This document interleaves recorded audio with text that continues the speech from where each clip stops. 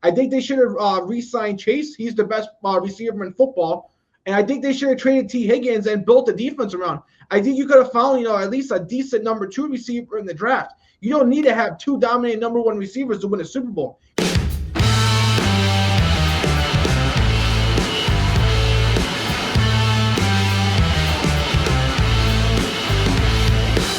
Hey, we're back with Football Forecast Offseason Edition, Episode 5. He's Kaynen Buckshot. I'm Anthony Balester. Well, we have a lot to get into, Kaynen. There's a lot that happened this week. Second week of free agency. We had guys like Jamar Chase and T. Higgins getting paid. We had guys like Stingley getting paid. We had some other signings as well. We're obviously going to be getting closer and closer to draft season, so we got to start previewing that. But definitely, when you get join the show, definitely make sure to be following us on all social medias at TFB Forecast ETB. If you love football and you love the show, definitely make sure to follow us on all social medias there. Also, make sure to subscribe to our YouTube channel at youtube.com/ETB Network for all your other shows and other content. If you love MMA, we got stuff for that. If you love baseball, if you love college basketball, if you love NBA, we got it all covered. So definitely make sure to subscribe to our YouTube channel. Each day we're getting closer and closer to 1,000 subscribers, so every extra subscriber helps. Also to make sure to be checking out our new ETB Substack at etbnetwork.substack.com. Now, we started off this very recently. We have a lot of new things that are being added each and every single week. We got stuff, like I said, for baseball. We got stuff for MMA. We got stuff for NBA that I do. So if you love all that, definitely check it out. It's definitely worth it. You get plenty of exclusive, stuff. If you love to gamble, if you love to wager, this is definitely something you're going to want to look into. And definitely make sure to be listening to the Football Forecast wherever you get your podcasts. If you like to put your AirPods in your ears and go for your walk and listen to it, or if you like to sit at home and watch it on your YouTube on your TV, however you get your podcast, definitely make sure to be watching us. And also, the show is presented by Playback. The Football Forecast is presented by Playback, and we have a lot of interesting stuff about that later on in the show. But like I said, Kaynen, we have a lot to get into today, and we definitely got to start off with what was probably the biggest news of the week, and that was the T. Higgins and Jamar Chase getting their contract extensions. Kaynen, they got paid. They're paying these guys pretty much $70 million between the two of them. Jamar Chase got the highest non-quarterback contract, making over $40 million a year. And T. Higgins is now by far the highest paid second receiver on the team with over $28.5 million. That's a lot of money, Kaynen, to dish out to 2 players. And I'm not sure how they're going to be able to build around Joe Burrow and these 2 receivers when you're paying a 30-year salary cap to those 3 players. You need one reliable target, and you need to supplement them guys with pieces around them and with a good defense. And the Bengals, they missed the playoffs last year because of their defense, not because of their offense. And I don't know how they're going to improve on their defense. And you got guys like Trey Hendrickson saying, I want to be traded or I want a new contract. I don't know how they're going to be able to keep him. And he's the only, bright spot on their defense. What were your thoughts, Keenan, on how much money the Bengals dished out to these 2 guys? Yeah, I mean, that's really tough. I agree. They should have put it on the line or on the defense if you're going to give money to anyone. We saw what this trio did, even lacking a line in defense. And, they were awesome. They made some great plays, but I really think it's a sad sight. We don't get to see what T. Higgins could do as a wide receiver number 1, because there really is no reason to have 2 wide receiver ones on your team. I mean, T. Higgins is making starter money, and he's not getting nearly as many targets. So that's really something sad to see, because me personally, I think he could do it. I think he could go on a team and establish himself as a leader in the wide receiver position.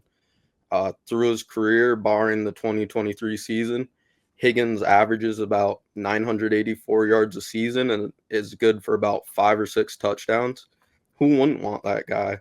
I mean, if he's doing that at the number 2 position, imagine what he would do if he got the majority of targets, Yeah, 100% agree, Keenan. I mean, if he went to like a team like New England with like a quarterback like Drake May, where he's the clear-cut number one guy getting those targets, I mean, he's going to put up insane numbers. And the fact that he is the number two receiver, he's not going to have those insane numbers. That's going to hurt his career in the long run because if they don't get a Super Bowl now, he's not going to have insane numbers to help him get into a Hall of Fame. His numbers are going to stop him from making Pro Bowls and All Pros. So the only way he can make the Hall of Fame now is if they win a Super Bowl and everybody knows, like, hey, he could have been number one receiver for all these other teams, but he took a smaller role to win a Super Bowl. But I don't know how this team's going to win the Super Bowl.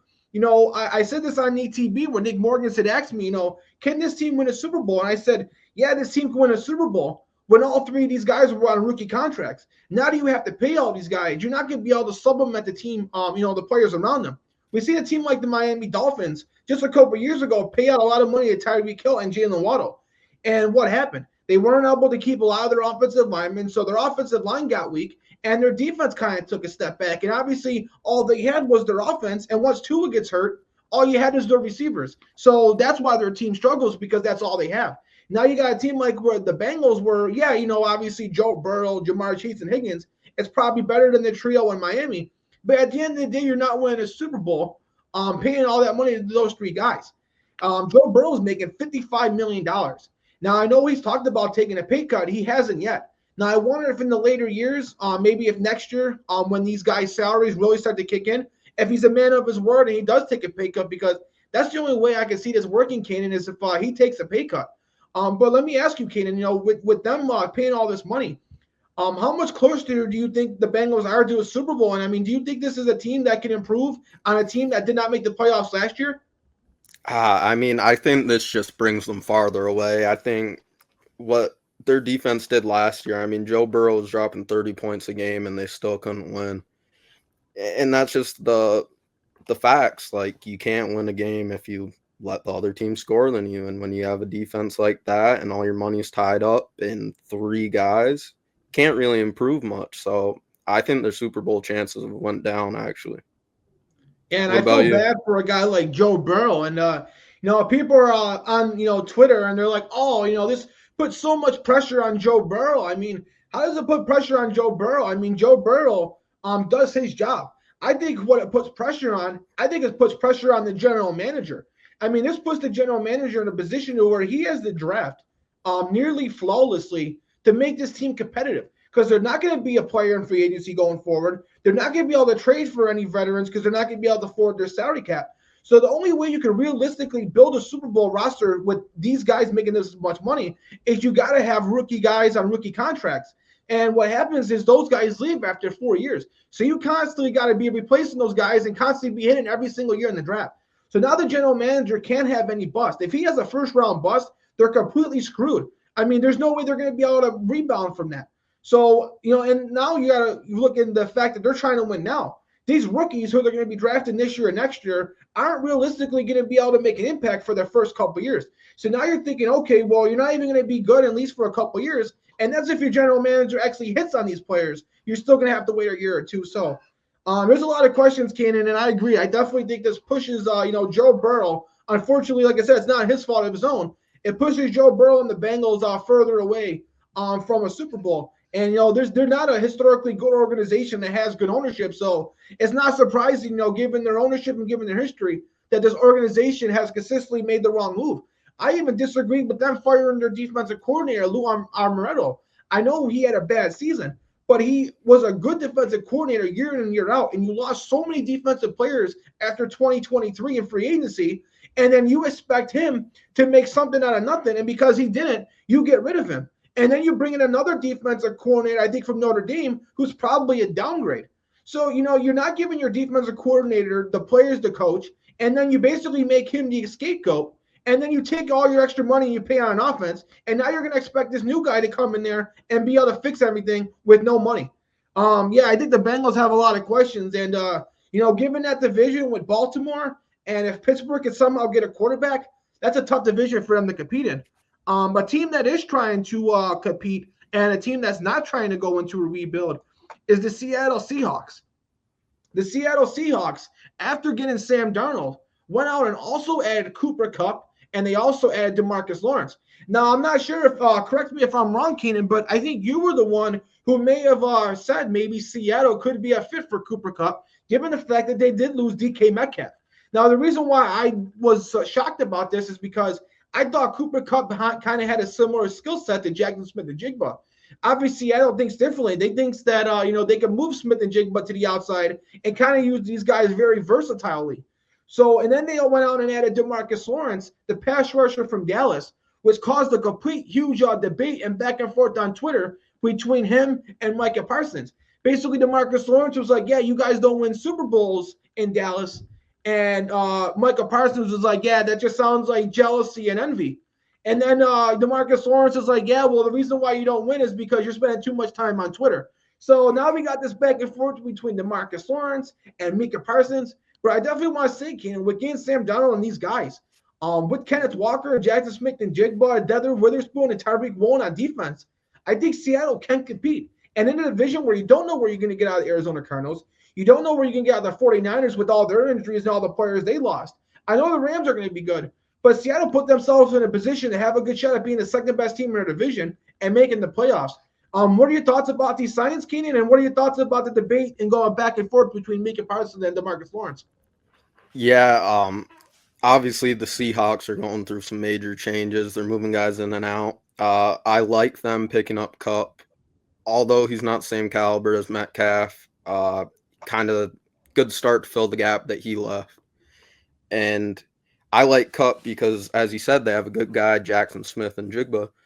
Well, what Cooper Kupp is really good at is his route running and his releases. So if you could teach a guy as fast as Jackson Smith-Njigba how to cut it up like Cooper Kupp, that's just amazing.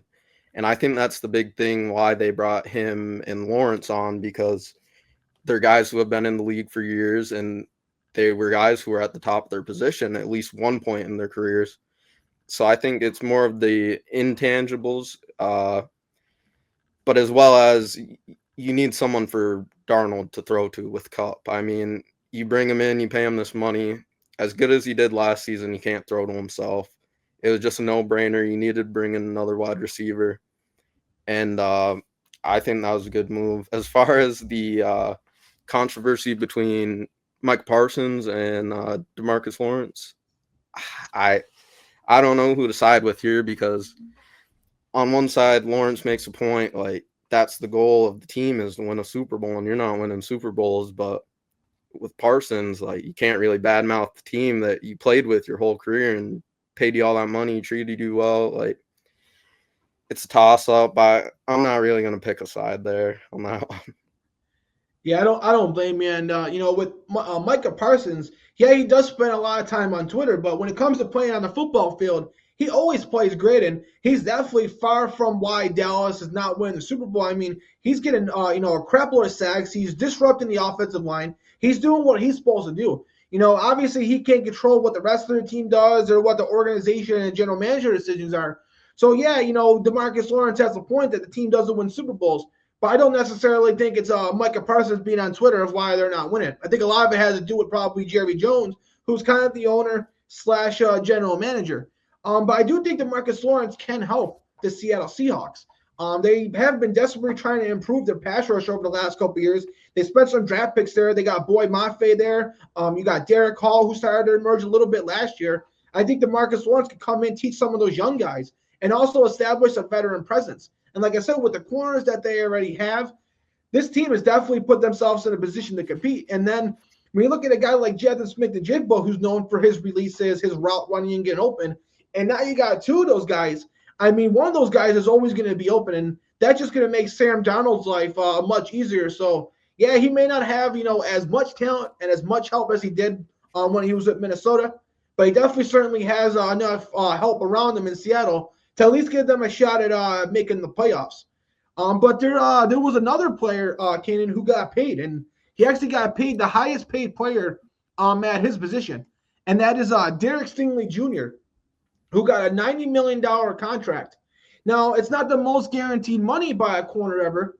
That was given to J.C. Horn, who got the $100 million contract, but Derek Stingley Jr. got a 3-year contract, which has the most highest per year at $30 million per year. And this makes complete sense, Kaynen. I mean, a guy who was a top pick in the draft. He, was a guy who played at LSU, and his freshman year, they won the national championship as a part of that Joe Burrow team. Came right into college as an 18-year-old freshman, was dominated throughout his whole rest of his college career. Came in, with the Houston Texans as a very high draft pick. Kind of had some injuries to begin his career, but then the last 2 years have just been absolutely dominant. You can make an argument outside of Patrick Surtain II, who won Defensive Player of the Year. Derek Stingley Jr. was probably the second best corner in football last season. And given his age and his potential and where he could potentially go, the Texans had no choice but to make him the highest paid corner in football. And I think the reason why he took the 3-year, $90 million deal is he's so confident in his ability. Instead of taking the 4 or 5-year deal that he could have got, he took 3 years so that in 3 years, when he's like 27, 28 years old, he could get another 3-4-year contract. And with the salary cap going up, he could probably get another, $40 million a year contract after this one. So it makes a lot of sense, Kaynen, because in the long run, he'll make a lot more money re-upping his contract in 3 years instead of signing the long 5-term contract. But what are your thoughts about him getting paid, Kaynen? Yeah, I mean, I definitely think he deserves it. He's a first-team All-Pro. He played all 17 games.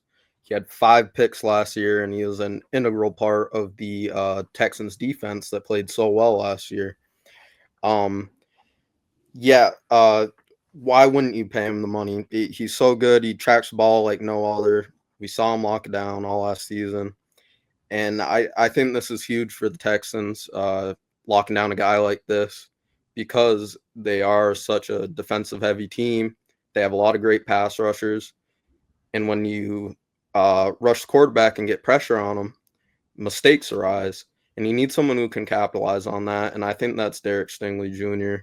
I mean, he's going to go and get you the ball and steal some drives away from the other team. And you need a guy like that, especially when you're making playoff pushes like they did.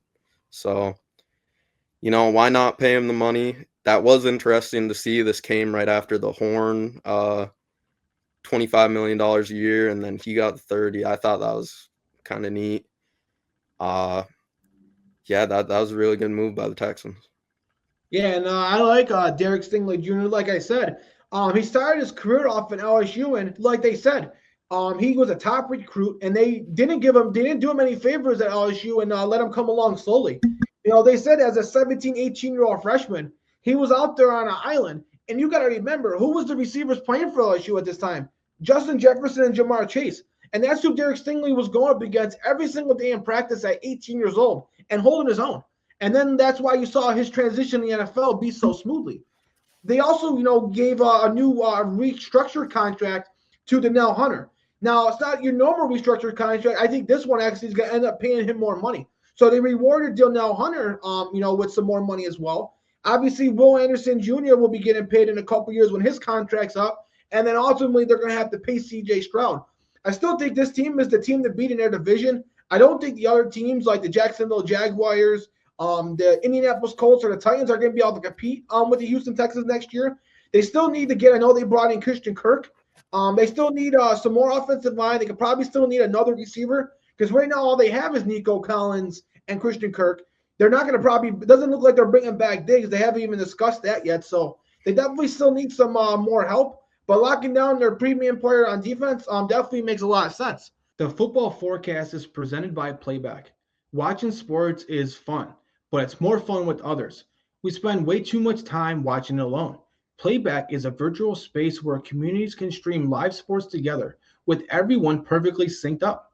Creators can hop on stage, deliver their own play-by-play analysis and commentary, and invite viewers up for Q&A. Playback makes watching sports fully interactive and a social experience. From playing fantasy sports, from repping your favorite players and teams, and watching with the commentators and communities you care about. Win or lose, sports are best enjoyed together. Join our community by going to playback.tv/ETB network to find out more, including our live stream schedule. Now back to the show. But speaking of the draft, Kaynen, and speaking of players having easy transitions, we're only a couple weeks out of the draft. We're precisely 5 to 6 weeks away from the draft. So We got to start previewing it. And what we're going to do is we're going to go position by position. We're going to do a couple positions each and every week. And we're going to preview and break down each position group for the draft before the NFL draft starts so that everybody out there knows what players to look at. And if these are positions that your team needs, you're definitely going to want to stay tuned in. Today, we're going to be doing the most exciting positions today, Kaynen. We're going to be doing quarterbacks, running backs, and receivers. So we got to start off with, the premium position in the NFL, the one that, factors the most into wins and losses. And, frankly, the position that everybody loves to talk about. And that's obviously the quarterback position. Now, if you read a lot of draft experts and a lot of articles about this draft, this definitely quarterback class is definitely talked down about. And this is considered a weak quarterback class that it doesn't seem like a lot of general managers are all that excited about. And I've heard some draft analysts say, yeah, if you need a quarterback, well, just draft a different position and wait until next year. But I do think there's some quarterbacks that can go in the NFL and can have success. So before I go into it, Kaynen, who are your thoughts and who are some of your top quarterbacks in this year's draft? Yeah, I mean, last year we saw 6 QBs go in the first round. This year, we're not even going to get half of that. You got Cam Ward and Shedeur Sanders. I think, obviously, they're 1A and 1B right now. I think Ward's edging out Sanders at the moment. I think whoever gets picked first, they're going to get him. But I really like Riley Leonard. He's got NFL size. He's a dual threat. And he's got good legs for a big guy. He kind of runs like Josh Allen, where he doesn't really care about contact. He's just running into people, trying to get the ball into the end zone. So that's kind of a caution flag for him because he's more exposed to injury that way with a more reckless style of play. I think he has a lot of raw potential. I don't know if he's like the most polished NFL ready right now, but from what I've seen, he's awesome. He has a lot to desire with his accuracy and decision making. Those haven't proven to be the best. And yeah, just based on like physicals, I think that's the guy. The guy who I thought would be the prototype quarterback was Jalen Milroe, but he kind of had a stinker of a season. He didn't pan out the way everyone else thought he was going to pan. But that guy's an awesome runner too, and he showed great metrics at the combine. So he might be someone that can surprise you down the way and exceeds expectations just based on his physical attributes there. What about you, though? Who's someone you see in the draft? Yeah, I like some of the guys that you mentioned. Obviously, you got to start at the top with Shedeur Sanders and Cam Ward. You are right, Kaynen. If you look at, the trend right now, it does seem like Cam Ward is edging out Shedeur Sanders, and seems like he's got a good shot at potentially being the number 1 overall pick in the draft, potentially by the Tennessee Titans. Now, I can understand why people like him. He does have the higher ceiling over Shedeur Sanders. He's got the crazy arm strength, and when you look at him, you could see him being potentially, like the star quarterbacks we see, the top quarterbacks in the NFL that you see, like the Joe Burrows, like the Josh Allens, like the Lamar Jacksons, the Pat Mahomes, the guys that can throw sidearm passes and do the crazy stuff. That's what Cam Ward does. So he definitely translates and gives you, potential to be one of those elite quarterbacks. And those are the type of quarterbacks you need to succeed in the NFL. But like you said, Kaynen, there is some accuracy issues, and he does have some moments where there's a lot to be left to desired. So I think the reason why I like Shedeur Sanders better is I think there's less bust potential. I think he's obviously got, a much lower ceiling than Cam Ward, but I think he's got a much higher floor than Cam Ward. And I think in the NFL where you're picking quarterbacks and, your job's on the line when you're drafting these guys, and if these guys bust, you're going to be out of job and potentially never get a head coach or GM job again. I think Shedeur Sanders gives you that safety blanket to where, maybe he'll never be a top 5 Hall of Fame quarterback, but he could come in and almost guarantee, to be competent, win your games, get you to the playoffs, and probably be a borderline top 10 quarterback, sort of like what we see with a guy like Tua Tagovailoa. A guy, if he has the players around him, he could definitely get the job done. And also, too, yeah, he does hold on to the ball a lot, and he may not be the most athletic guy. But what he had to deal with at Colorado is a lot what you have to do with the NFL, where everything's not going to be pretty. Your offensive line is not going to always protect you well. You're going to kind of be outmatched. I mean, You got some college quarterbacks to where every single Saturday they play, the team that they're playing against is, far, less talent than they are. They have the most talented players. They got the most 5-star recruits. Shedeur Sanders, yeah, he had Travis Hunter, but at the end of the day, a lot of the teams he was playing against had more talent than he did.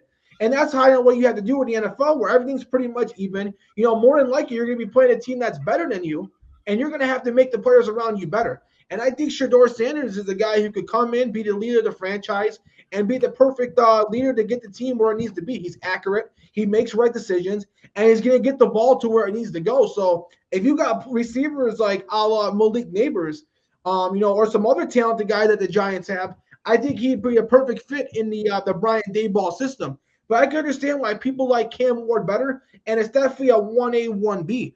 Then I look at the other quarterbacks, and, I think that there's 3 quarterbacks kind of like in that second tier for me.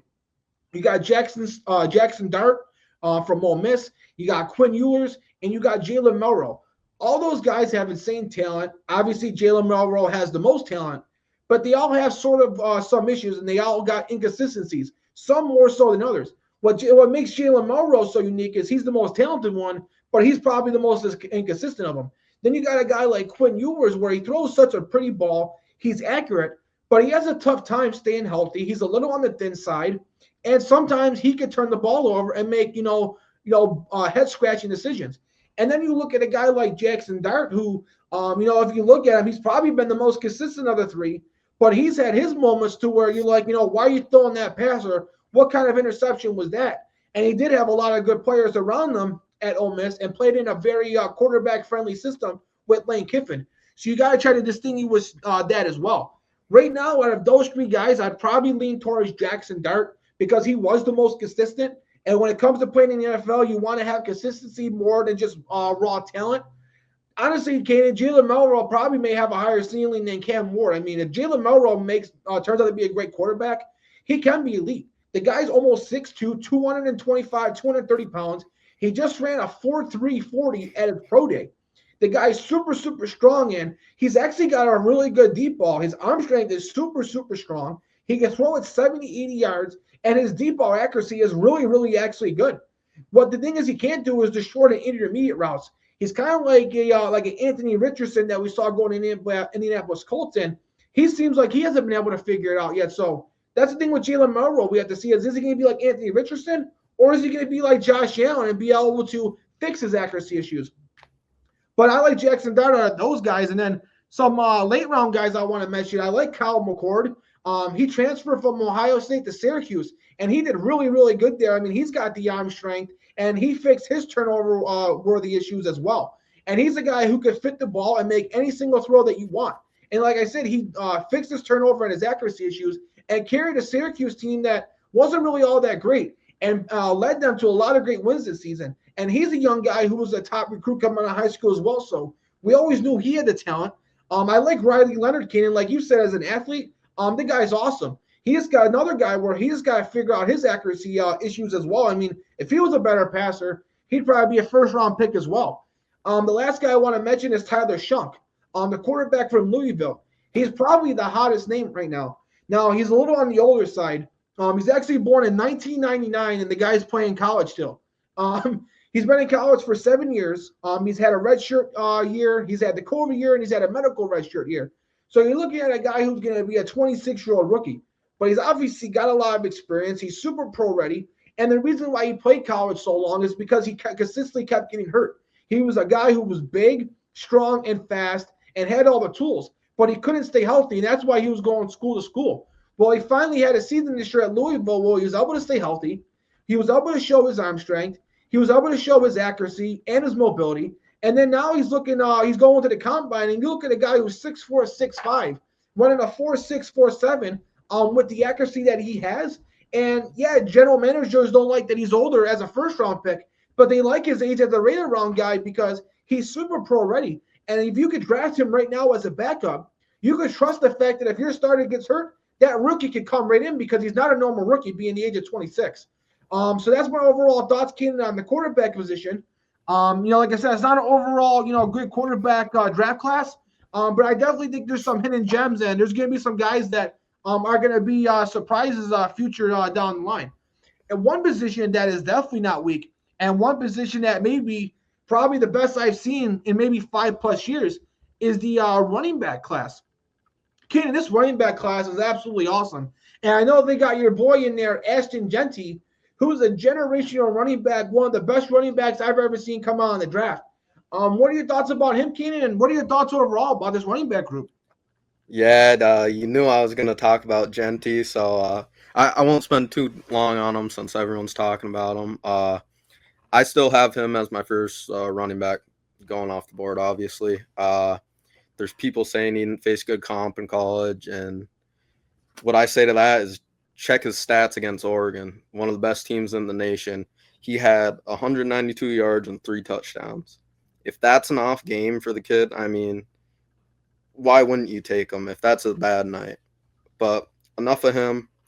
Running back I'd like to mention is Bayshul Tootin. He ran a 4.32 40-yard dash, and that is the 4th fastest running back 40 time. And I mean, any player at any position with that speed is dangerous. They're just going to make an impact almost no matter what you do, just because they draw so much attention from the defense. He's a multi-purpose back, obviously with that speed, makes him super dangerous in the pass game, which is very important at the next level. So many teams have passing schemes that favor the running back, and he's one of the top targets most of the time. He isn't the biggest guy or the best downhill runner, but he has shown he can run through the tackles there on the inside. But what you really want this guy for is his ability to bounce outside and hit the edge. With speed like that, if he gets an inch of separation, he's gone. So just having someone on your team that can get the ball in his hands like that and make a play, I think that'd be amazing to see. And I think he might be a sleeper in this draft. Yeah, I'm glad that you brought him up, Kaynen. I mean, he's definitely a guy who, where after the combine, more people definitely had their eyeballs on him. And he was a great college player, but in such, clustered, stacked running back group, he was kind of just one of those forgotten names. Well, after the combine, he's no longer going to be a forgotten name. And, it's just unfortunate, Kaynen, because there's going to be so many guys like him where, in any other year, they'd probably be a 3rd-round pick. But because, there's 15 or 18 plus running backs who are worth 3rd or 4th, or higher round draft positions, these running backs are going to drop because NFL GMs know, like, hey, instead of drafting a running back in the 3rd round, I can draft a defensive end because I know a running back I get in the 4th round is just as good because the running back class is so stacked. So that's definitely going to hurt some of these guys. So you don't want to judge these running backs on where they get drafted this year because in any other given year, they're going to be probably drafted a round or 2 higher. Obviously I don't have to spend too much time on Ashton Jeanty. The guy's a total package, generational back. He should be a top 5, top 10 pick. If I was the Oakland Raiders, I would take him with the 6th pick in the draft. I think he's worth it. They definitely need a running back really bad, and I think he's one of those running backs that can come right in and be probably a potential all-pro as a rookie. And, I mean, how many players are you going to draft in the 1st round who could be all-pros year 1? Another running back who I think could go in the 1st round is Omari Hampton. He ran a really good 40 time as well, and he's been awesome at North Carolina. Even when Drake May was back in North Carolina, he was pretty much his go-to guy. When Drake May would get in trouble, he just handed off to Omari Hampton, and he would just carry the team. Now, obviously, since Drake May left, he's had to do more carrying the team, and that's why North Carolina's record-wise hasn't been good. But it has nothing to do with him. I mean, he's basically tried to do as best he can by putting the team on his back, rushing for over 100 yards pretty much every other game, doing everything he can for the University of North Carolina. And I think he's a running back where if you didn't have this generational running back in Jeanty, he would be your typical number 1 running back in the draft, late 1st round pick. So I really like Omar Hampton. I think whoever gets him is going to get a franchise 1st round level running back. To round out the top guys, some guys who I think will go, day 2 in the 2nd and 3rd round. You got Quinshawn Judkins and Travion Henderson, the 2 Ohio State guys. I like Judkins a little bit better. He was obviously the number 1 guy. Henderson's more of a guy where you can't give him 30 carries a game. He's got to kind of be used sparingly because he does have injury issues. And you like to keep him fresh because he's so explosive that he's the type of guy to where he only needs 10 carries because he's going to break one of them for 60 yards. Where Quinshawn Judkins is going to be the guy who can get you to 30 yards, get you to short yardage runs. And I really like him. He's super, super explosive as well. I like Cam Scatterbo, probably my favorite running back in the draft. I mean, that guy put Arizona State on his back as well, taking them deep into the college football playoffs and nearly beating Texas. I mean, you're talking about a guy who was averaging in his best games almost 200 yards rushing and almost 50 to 100 yard receiving. The guy was doing it all. He was rushing it, he was catching it, he was blocking it. He's a tremendous leader. He's a guy who has improved every single year, and he's a guy you know what you're going to get. I do like Caleb Johnson from Iowa, another guy who really didn't have much offensive talent around him, yet put up great numbers. I know he didn't test well. If you look at his height, weight, and speed and some of his measurables, it doesn't scream elite running back. So that makes me pause maybe a little bit on him, but I still think he's worthy of a third-round draft pick, and I definitely think he could still be a team's number one running back. And the last guy I'll mention is Dylan Sampson.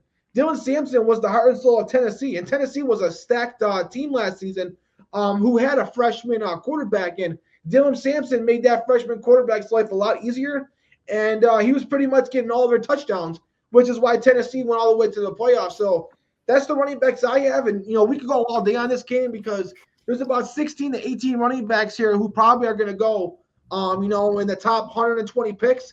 And all those guys are probably actually closer to being top 100 worthy players in the draft. A position that we're going to talk about next, the last position we'll mention today, a position that's been stacked, Kaynen, pretty much every single year. And there's been so many of these guys that come out each and every year that's making impacts. And that's why you see every team in the league have about 2 or 3 of these guys. And that's the wide receiver position.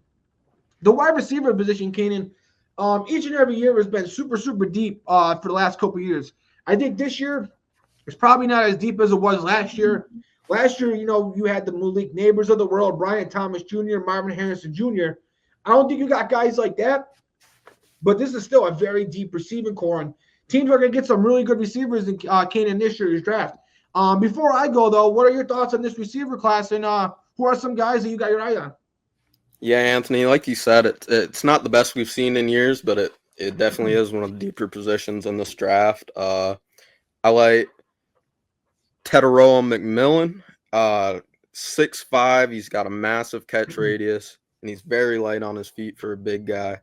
I mean, when you talk about a prototype wide receiver, I think that's what you think of. Huge and can move. Randy Moss, Megatron, someone who, when you need it and you see that single coverage, you're throwing it to him no matter what. And I think most big wide receivers, they don't show the best lateral movement. They're not very shifty or fluid, but I think McMillan is different. His ability to beat you on the route, the way he's shown it the last couple of years, I think that's why he's my wide receiver to watch. And another name I like is Luther Burden III. He's an awesome playmaker, and his run after the catch is phenomenal. That's the type of guy who is dangerous with the ball in his hands. You just want to get it to him, whether it's short route. And he's even shown promise running the ball. He's gotten a lot of comps to Debo. That's like a utility player. And I think guys like that are very valuable, where maybe they don't show up as the top guy at the position they expected to play, but they can come in and fill smaller, different roles that help the team nonetheless. What about you? What do you think about this? Yeah, I love Teteroa McMillan. I mean, I think a perfect comp for him is a guy like Mike Evans. I mean, he's 6'5", running a 4.5. I think Mike Evans was a little bit more muscular. McMillan's, I think, a little bit slimmer than Mike Evans. But in terms of their playing style, I mean, a guy that you can just throw the ball up to, he's going to come down and get it. He's a guy that's going to probably be a touchdown machine in the NFL. And I've seen him just completely take over games in college where, they didn't even have a good number 2 receiver on the opposite side of him. His quarterback was struggling, and it didn't matter. He was still putting up 200 yards. So I love McMillan. For me, he's probably the second best receiver in the draft. But it's controversial because in a way he's the best receiver, because the only receiver I think that's better than him is the guy who happens to play 2 positions, and that's Travis Hunter. So if you consider Travis Hunter as a receiver, I think Travis Hunter is the best receiver. I mean, his route running, his catching ability, I've seen some of the catches he makes, and it's absolutely unbelievable. His hand-eye coordination is sick. His stop and go ability is amazing. And I'm not saying he's going to beat him, but there was times where I watched Travis Hunter as a wide receiver, and he looked like Justin Jefferson out there with just how easy he's able to get open, the hands that he has, the hand-eye coordination. The guy's 6'2", 6'3", and because he plays corner and receiver, he's just used to, fighting for the ball. And, a guy who definitely is going to come down with 50-50 balls, but also a guy, too, where, you give him a 5-yard slant, he could take it for 70 yards as well. So he's just so versatile. Some of the other receivers I like Luther Burden as well from Missouri.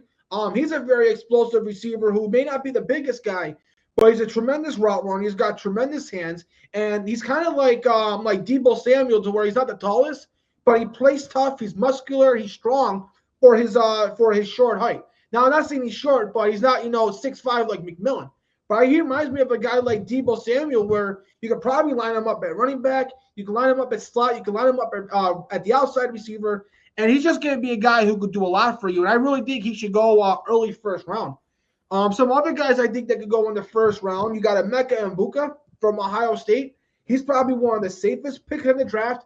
I think he could come right in and be a dominated number 2 receiver in the NFL. I'm not sure if he could be a number 1 receiver, but I definitely think he could be a number 2 receiver at the very least. And his floor is really high. And he's a guy who will improve each and every year. And another guy from Ohio State that I compare him to is he reminds me sort of like Chris Olave. Similar height, weight, and speed. Great hands. Great route runner. So I really like Emeka Mbuka. And then the last guy I'll mention for the first round is Matthew Golden, a guy from Texas. He was a guy who actually, wasn't even supposed to be the top receiver. It was supposed to be the transfer Isaiah Bond. Isaiah Bond was supposed to be their NFL top receiver and top NFL prospect. Well, Matthew Golden ended up breaking out this year, and he became their top receiver. And everybody was like, well, he was the top receiver, but Isaiah Bond's going to go and lay up the combine, and he's going to be the more impressive athlete. Well, Matthew Golden went to the combine and ran a 4.28.